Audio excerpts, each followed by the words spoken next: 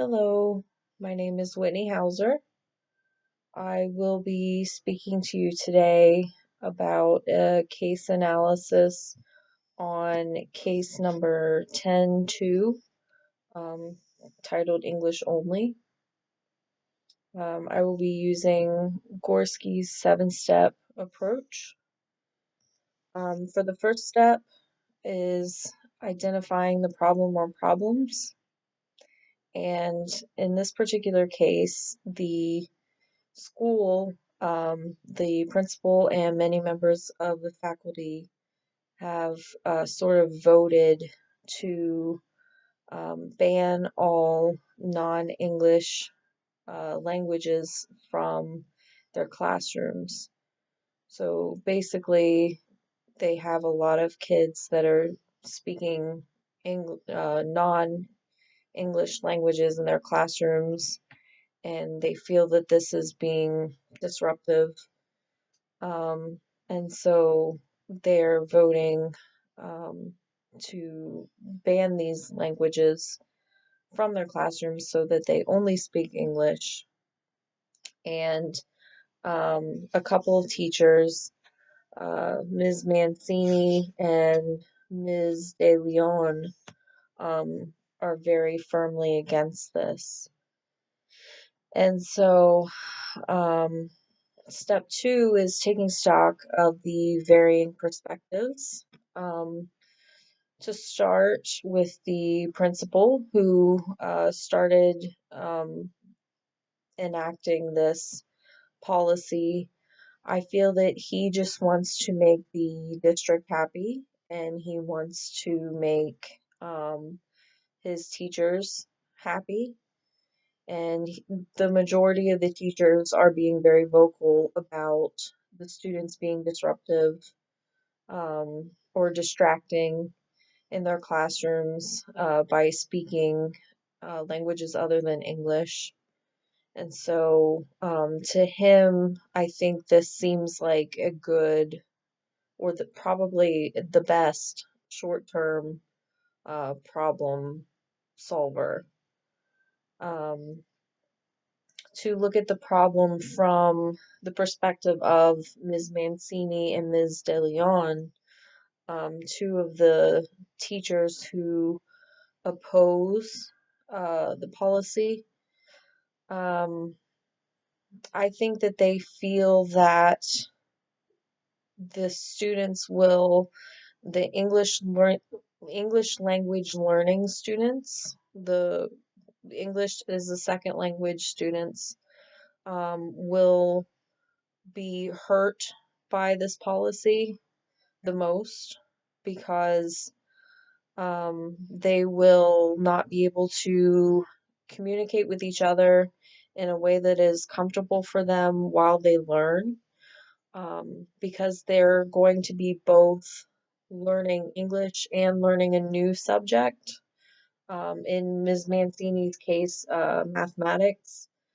Um, so when you're kind of learning both subjects at the same time, things can get rather difficult. So it becomes kind of a comfort issue, I think, for people to be able to speak their native tongue.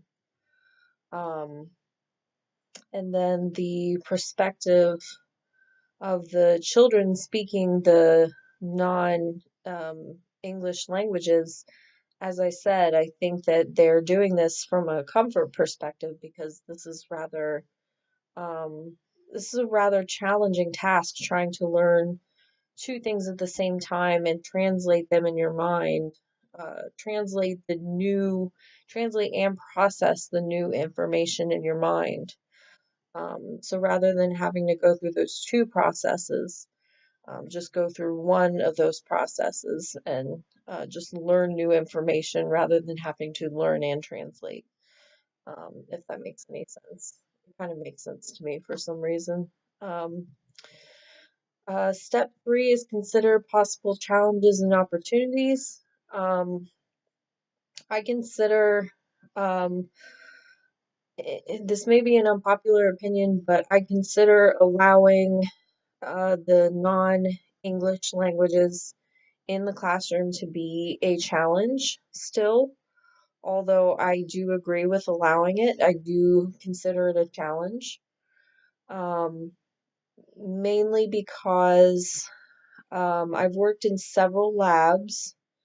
I worked in one specifically in Austin where a lot of people spoke Spanish, and it actually was rather distracting to have them speaking Spanish, to basically have a lot of people around you, at a lot of times speaking something and you not knowing what's going on.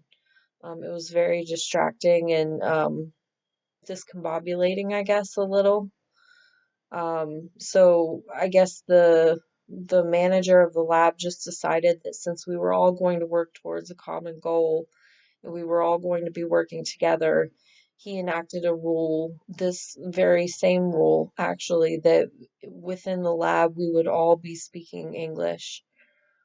So I've never been on the end that really kind of suffers from this rule, but I have been a part of this sort of scenario, and I've seen its effects. So um, I do kind of have a little bit of perspective on that. Some of the opportunities, um, if people can open up and start to understand the other cultures and languages, they could potentially learn something about the other cultures and languages. Kind of like Ms. Mancini and Ms. De Leon, they both made a point to learn a little bit of each of the different languages that they encountered. Some of these other teachers have the potential to do that as well. I don't see any reason why they couldn't. Everyone has the potential to learn something new always. So um, I see that as a huge opportunity and an opportunity for growth for the school. Step four is imagine an equitable outcome. The most equitable outcome that I can imagine would be not enacting the rule and not enacting the no English or no non-English rule or English only rule. I don't know why I keep saying it like that. Um, and for the teachers to um, sort of achieve some personal growth that I think they need to achieve. I think that they need to come to terms with the fact that the school has grown and that it's more diverse now, and they need to accept that uh, there are going to be things that they are unfamiliar with and maybe even uncomfortable with. And maybe these teachers need some training, like I'm going to talk about here in a couple of minutes. Step five is brainstorm immediate term responses. So immediately after that meeting, if I were Ms. Mancini, I would stop the principal and ask him to have a meeting with him where I would plan another meeting with the faculty and staff that is hopefully a little more well thought out than just a rabble shouting match. It sounds like this meeting was. Um, I would want to train everyone because basically what it sounds like, all of the teachers who were wanting the English only rule, one of the perspectives that I left out earlier, it sounds like those teachers are frustrated and kind of a little bit scared because they don't know how to help those students. They don't know what to do. Um, so if we were able to train them how to properly handle the situation, how to help the students learn, um, then maybe they would feel a little more prepared and be able to handle the situation a little bit better. So maybe a little bit more training for the staff is in order, or the faculty is in order. Um, and Step 6, brainstorming longer term policy and practice adjustments. That would include not enacting the English speaking only rule. And I think that some of the growth that this school needs to go through is will take time and exposure to different cultures and different languages. And it's something that um, just takes time. That the school hasn't had very much time being exposed to diversity yet. It sounds like it's fairly recent to them. So maybe some cultural sensitivity training as well would be in order.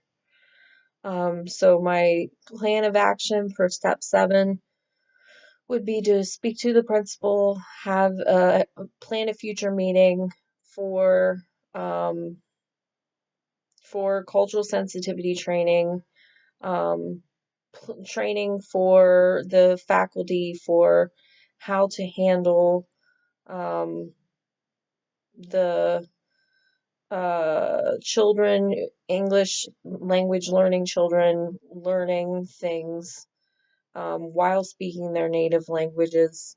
Maybe even setting up English as second language classes for them if they haven't already done so. Um, and that would be that's basically my plan of action in a nutshell.